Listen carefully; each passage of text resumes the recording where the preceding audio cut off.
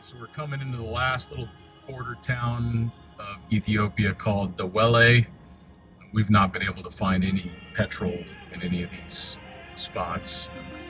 Quite a few more checkpoints, but looks like we'll pay our final toll and then cross the border into Djibouti, hopefully within the next hour or so. All right, so when you're stuck at the Ethiopian border because they won't let you leave, you get lucky. You know, the universe shines down on you. You get a little hurrah beer. So Brian and I enjoy a cold one while we hope for a positive resolution here in the next 30 minutes or so. Positive. Yes, Positive that's right. resolution. That's right. We're manifesting. That's right.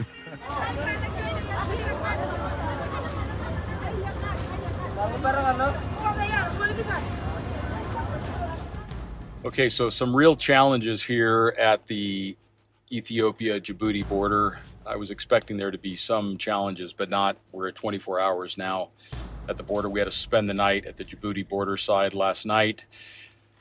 It took about 6.5, almost 7 hours to get out of Ethiopia, and that was a challenge in and of itself, with some errors in their documentation that needed to get resolved from the team back in Addis Ababa, and then also with the team here at the border.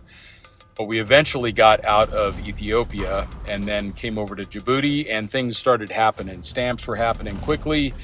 They stamped the carnet, they stamped the passports. We had our e-visas, and they actually told us to go. They checked the car, told us to go, and we were just about to leave, and they came running out and asked for some more documentation. There's been some things that have changed since other overlanders have been through. That's one of the real challenges, is that there's almost no overland traffic through Ethiopia and into Djibouti, so there's no current information about what they're expecting at the border. So they had a requirement around some insurance documentation that we didn't have. And so we've spent now the whole day today, the second day, working on getting that resolved through the team that we're working with in Djibouti City. So we are just now the waiting game. Everything is in process. They told us that it would be done this afternoon, so we're really hopeful. I didn't get a lot of sleep last night. Got about 4 hours of sleep because we have to keep the windows down just to get some airflow. I've got these very cool nets here on the window that keep the mosquitoes out, because Djibouti is a very high malarial transmission country, so we need to make sure we're not getting as many bites. Of course, we're taking Malarone, we're taking some anti-malarial medications, but you just really don't want to stack the odds against you. So I had a pretty rough night of sleep last night, and then we got on it first thing this morning. We actually filled up the truck from our last remaining jerry can, because there was no fuel in that part of Ethiopia. There was no benzene in that part of Ethiopia, so we had to go through our reserve capacity as well.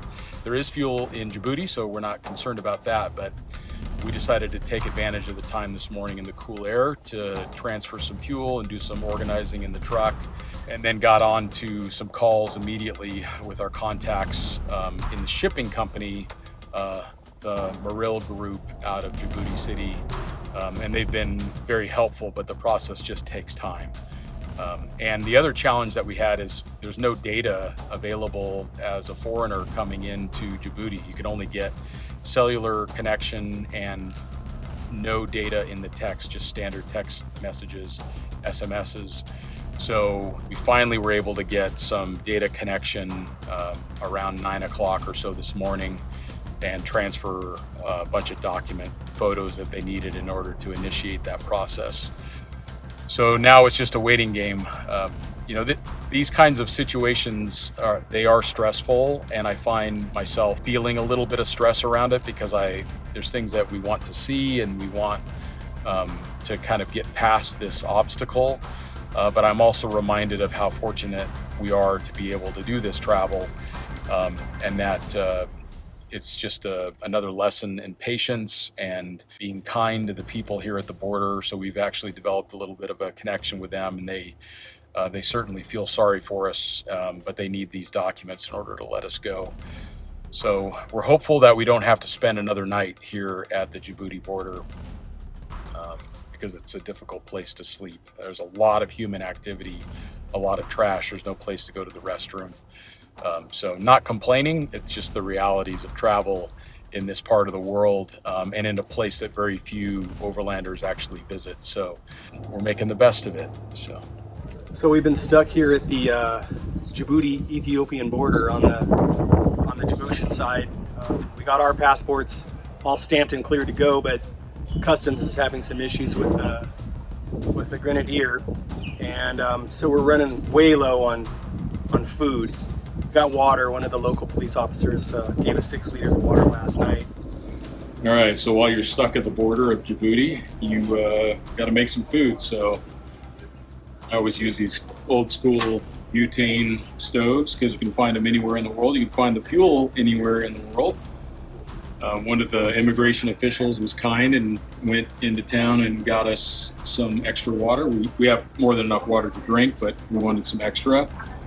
And for tonight, Mr. Bass is going to have a penne al arrabbiata pasta, and Scotty is going to have some chicken and corn ramen.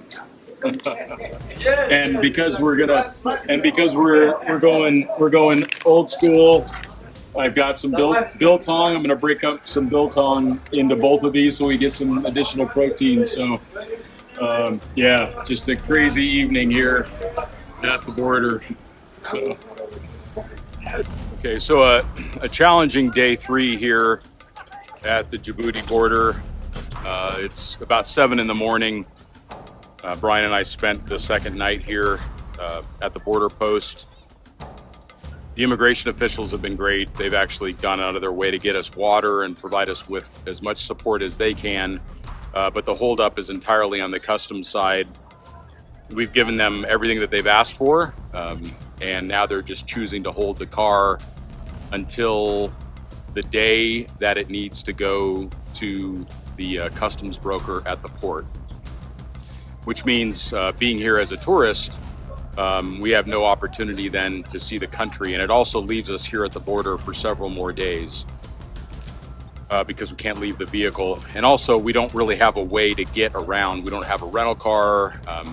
We don't know the language. And then the other challenge is that in Djibouti, when you're on an international plan with your phone, you only get voice calls and SMS. You don't get any MMS, you don't get any data. So if you need to solve problems or if you need to have other forms of communication like WhatsApp, you can't actually do that. So we really do want to be in our own vehicle and have at least some greater control over our safety and our ability to get where we need to get. So that's the challenge we're at today. Fortunately, the Maril group who's shipping the vehicle, they are meeting with the customs folks today, this morning, and we're very hopeful that we'll be able to be on our way. But challenging border, but I'm reminded that this is what we do. This is part of travel, and it's a great lesson for us in patience and humility. And I feel a lot of gratitude just to be here, especially with Brian, someone that I trust so much and is such a competent traveler. So he only feeds in positive support into the situation, not taking anything from it. So we've got everything that we need at the moment, but we're just really hopeful that this works in a few hours with the customs team. And then this morning, an overlander who owns a little encampment here in Djibouti heard what was going on with us, and he showed up with a resupply of bread and fruit and food, coffee, tea, and he just came rolling on in right in the middle of this like customs and border inspection area. Yeah, so Ollie just came. He's a ex-Foreign Legion, and he just brought us tea and coffee and fresh fruit and bread. He's an overlander. It actually is making me a little emotional.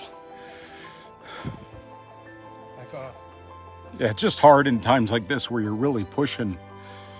And then when you have that act of kindness like that, it says a lot. So we're really grateful. Okay, so we took a little break, Brian and I. We are with Ali, the French Foreign Legionnaire, retired, that has a little overlander camp here called Arta here in Djibouti. And Brian and I decided, since we could actually travel, not with the car, but we could travel, since we had this guardian angel come and visit us, that we would go into the town, we would go to the ATM, we would get some cash. We would get a little bit of, they call it essence here, but that would be unleaded fuel here, and then go back to the border. Just a few minutes ago, we received a notification from the Maril group that they have the green light from the high-ranking official in customs in Djibouti City, that we are free to go. But the process isn't quite finished yet, because they now have to somehow communicate with the people at the border, and it is Ramadan, so there's a shortened workday. So the biggest hurdle is certainly crossed, but there are still some little challenges that we do not know if they've been completed or not. But it sure felt good to leave the border, get into Djibouti a little bit, and spend time with Ali. He's just been truly like a guardian angel. So we're really hopeful at this point. What do you think, Brian? I'm holding out a thumbs up for the bureaucracy and the process. I think obviously getting a green light from the top, now the message just needs to get transmitted down to the remote border post, where the car is currently not out of customs. That's right. But Ali has just been our man. He just showed up like he was in charge. He did. Yeah, fellow overlander. Of course, everyone knew him there. He was shaking hands with everybody. Yeah. He rolled in with food, sacks of food. Right, Yeah, he brought us food and everything else. Yeah, just incredible. So even though we were having all these challenges, we got reminded of the goodness of humanity. So yeah, we're happy at the moment. Not totally satisfied, because we're not totally free, but we're certainly optimistic at this point.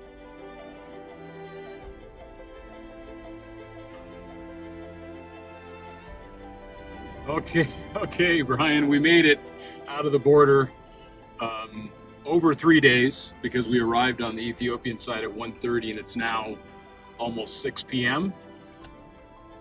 So that was quite trying, but I cannot even describe the sense of relief at the moment. How are you feeling? That was epic. Yeah. We had to earn that one. We also had to rely on a lot of people around Djibouti and even on the outside to kind of help. That's right. Help the process. I mean, we had great help from the police crew. Actually, even the lower ranking customs people were, they were super friendly. They were all pulling for us to get the old grenadier out on the Djiboutian highways. Yeah. And that was an experience for sure. Just kind of seeing what was going on there at that remote border crossing, and just the cultural diversity of people rolling in. Who knows where they're coming in from or where they're going to. And that was we did not expect that. No. We did not expect that at all. We read on iOverlander that it was about a 15-minute affair. 15, I remember Scott. Yeah, we'll breeze through.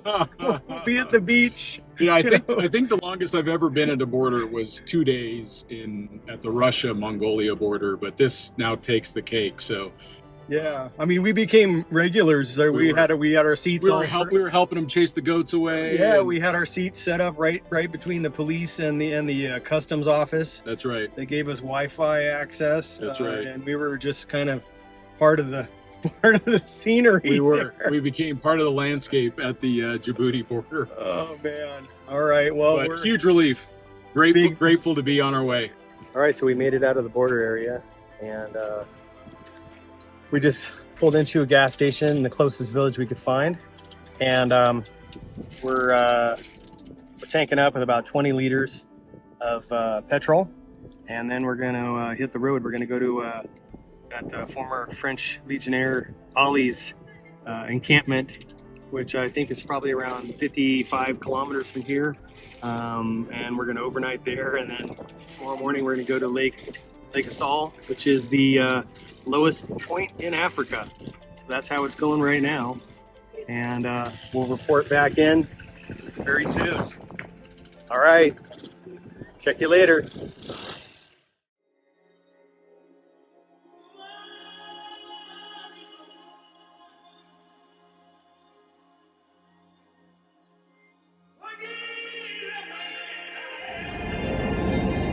All right, well, we got another minor turn of events here. We were walking around Ollie's property, and he fell and broke his arm, probably down by the distal end of the radius or ulna. And so now we're hustling him in the Grenadier over to the hospital, or military hospital over in Djibouti, and we're going to keep on pressing on until we get him to some good definitive care. All right, so we were just staying with this awesome guy, Ali. He's got an incredible overland camp, about 50 kilometers or so from the Ethiopia-Djibouti border. And he'd been so helpful for us, and come to the border, brought us food, and we started to get to know him. And when we were finally released from customs jail, we headed right to his place. He made us dinner. He, regaled us with stories. Just an incredible man that's on a mission to see all 54 countries of Africa, and he's already seen many of them. And then this morning we had a nice breakfast. We had coffee and tea and croissants. I even had a chocolate croissant, which was just like, it felt so decadent, when you've been stuck at a border for a couple days.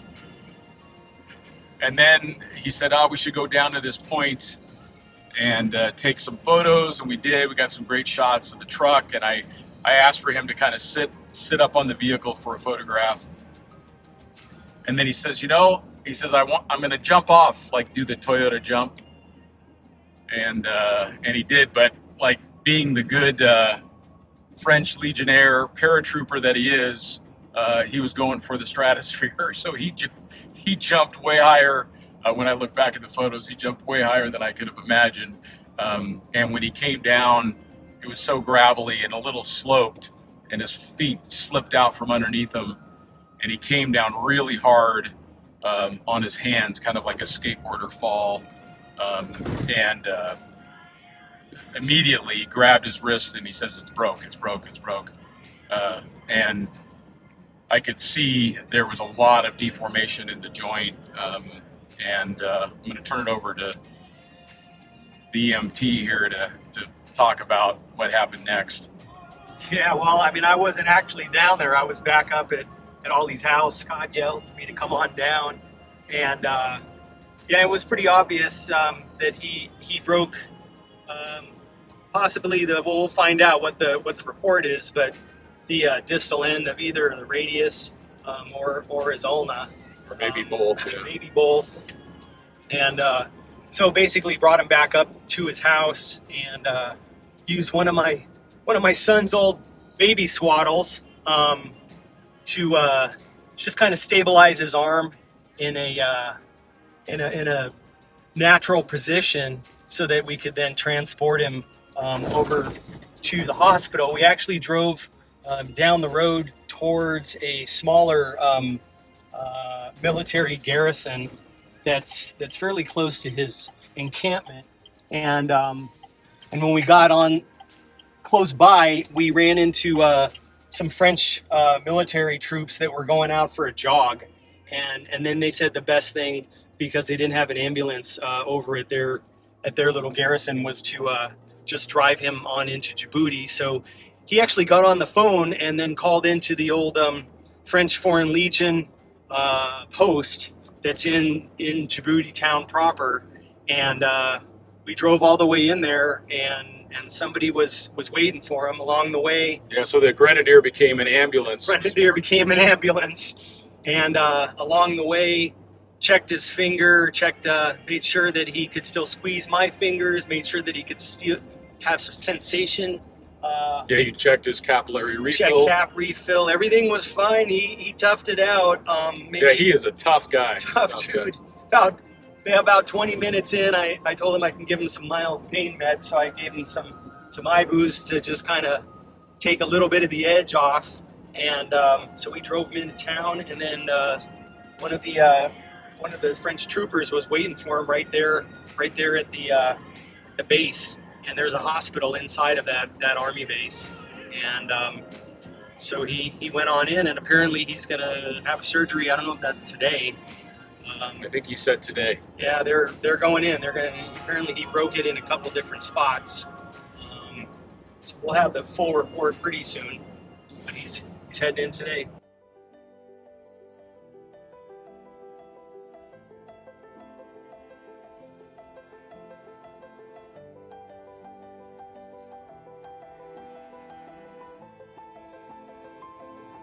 Wow, so we have made it to Lake Assal. Look at that, minus 144 meters. It shows minus 590 feet on my watch, but incredible place. It shows also 38 degrees centigrade, so very warm for the middle of March, but what an incredible place. This is the third lowest point in the world and the lowest on the continent. Brian's actually been to the other two. So Brian's been to all of the top 3 lowest points in the world. I'm not sure if it's a health benefit or not. It probably is a health benefit. I think you rub a little salt on your skin, you can see how good he looks. So here's Brian going down to the edge of the lake. We're gonna dip Patrick Maw's knife in the lowest point in Africa in one of the most saline waters of all of this continent. This is one of the collaborations that Patrick Maw does with Terrain 365. Been testing a couple of their knives. Actually, this is I took another one of their knives into the Dead Sea on the Jordanian side about a year and a bit ago. And so this is how I like to test stuff. So I'm gonna put this in the back of our Grenadier and then just let it kind of dry out on its own. If it's based on anything I saw in the Dead Sea, it'll be totally fine. But we're gonna find out. Now this is an incredible place. It's very hot. It's plus 38 degrees centigrade here. I'm not doing the calculation right now, but it's warm, and so we're not going to stay out in the sun for too long. It's also an incredible amount of glare off of this salt pan. What do you think, Brian? It's insane. This is really geologically, Yeah, this is magnificent. pretty incredible. All right, that was a pretty wild spot. So Brian's working hard to make sure we don't get stuck in the salt pans. We're driving along the edge of the lake here in the Grenadier.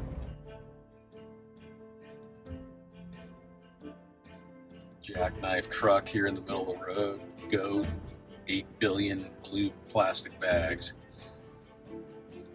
So we're on a detour around the accident. Little adventure. It's nuts. Look at this. Trash burning right here. Look at that. Trash burning, crows, goats, crows sitting on the back of goats. Lavage Abu Hamza. We'll get him to do a little interior detail. There you go. Keep going, keep going.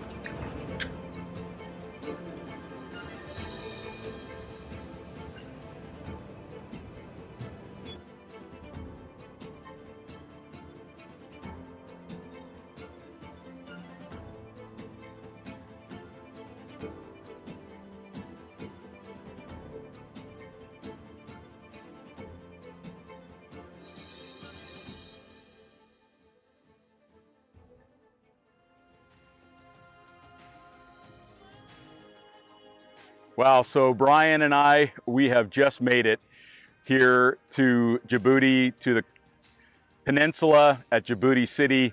We're out here at the end. We've got the Gulf of Aden behind me, the Indian Ocean, the Red Sea just beyond that. And of course, just over the horizon is the Arabian Peninsula and the country of Yemen.